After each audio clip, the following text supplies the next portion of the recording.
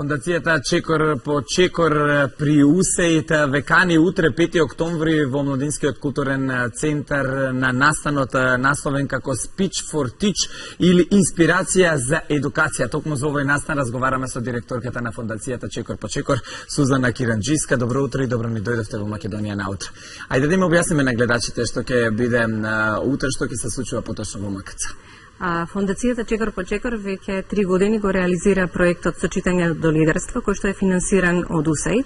И оваа година сакаме да одбележиме 3 годишнината од реализирањето на овој проект со еден поинаков настан од она што го правевме во изминатите години. Оваа година имено на 5 октомври ќе одбележиме неколку настани, неколку важни датуми, всушност и неколку поводи имаме. Тоа е Денот на писменоста, кој што всушност се слави на 8 септември, меѓутоа оваа година малку го пролонгиравме неговото одбележување. Утре е денот, меѓународниот ден на учителот и исто така во Македонија се слави и детската недела. Така што ние сакавме на овој датум да ги одбележиме сите овие 3 важни датуми, бидејќи сметаме дека и учителот, и детето, како и денот на писменоста, сите тие ги врзува нашиот проект со читање до лидерство. Што ќе се случува на настанот? Искуството на наставниците, родителите и учениците ќе биде пренесено во живо или тие ќе кажат какво е нивното искуство во однос на нивната работа и се разбира во однос на проектот кој што ги имате? На овој настан ние ќе имаме 7 учесници и секој од нив ќе има по 7 минути да го пренесе своето искуство на сите посетители.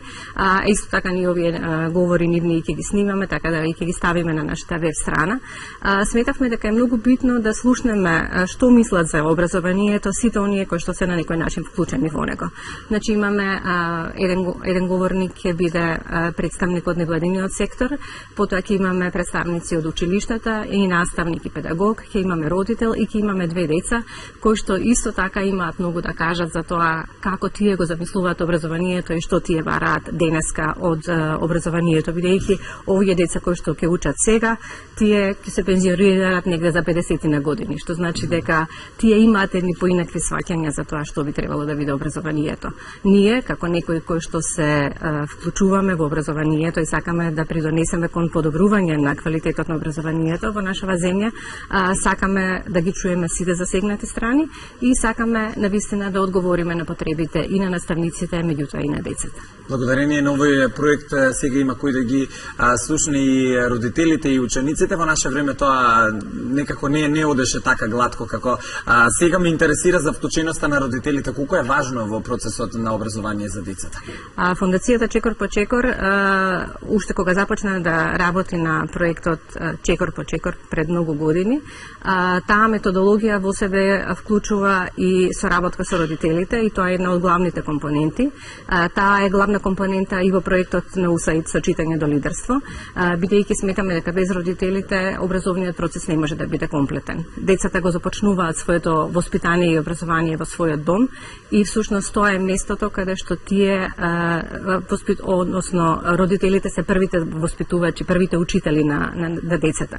Сметаме дека само со соработка помеѓу родителите и наставниците можеме да дојдеме до поквалитетно образование, меѓутоа до една суштинска соработка во која што родителот ќе размени информации со наставникот, кога родителот ќе биде вклучен во некакви работилници, кога ќе биде оној чиј што збор ќе биде слушнат во училиштето.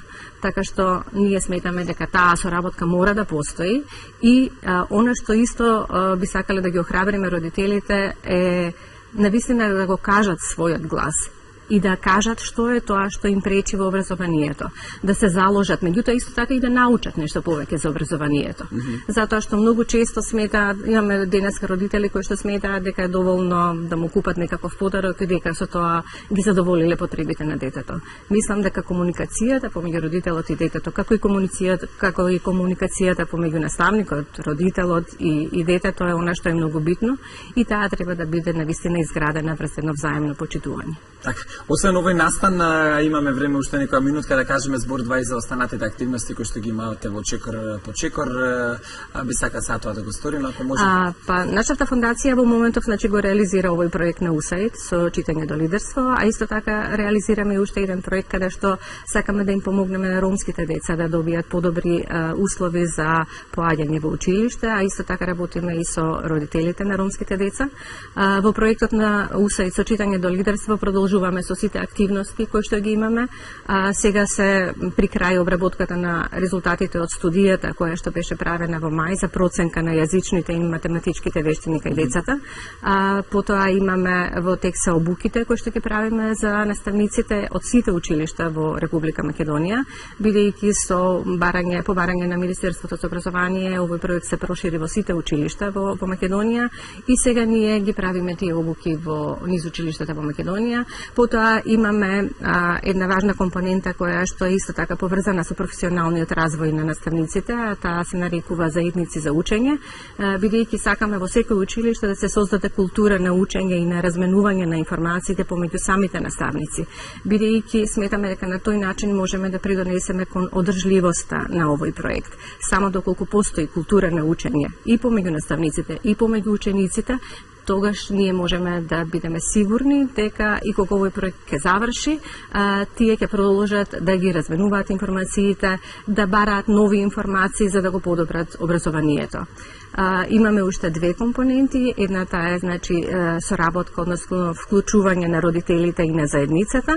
И тука имаме многу активности кои што ги правиме со нашето магично комбе, патувачко комбе или библиотека на тркала, каде што сакаме да стигнеме и до најоддалечените училишта во планинските предели, за да можат и тие деца да видат како изгледа една мала патувачка библиотека и многу често одиме и со познати личности, им читаме сликовници на тие деца, бидејќи навистина за жал тие деца во нивните училишта немаат библиотека и на овој начин сакаме да им отвориме и некакви други видици. Во тоа патувачко комбе имаме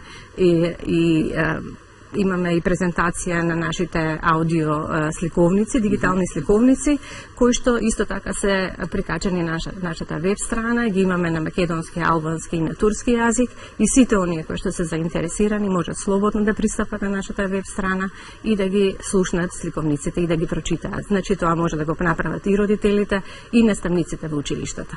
Одлично, Македонската радио телевизија понатаму продолжува да ве поддржува во ова што го правите.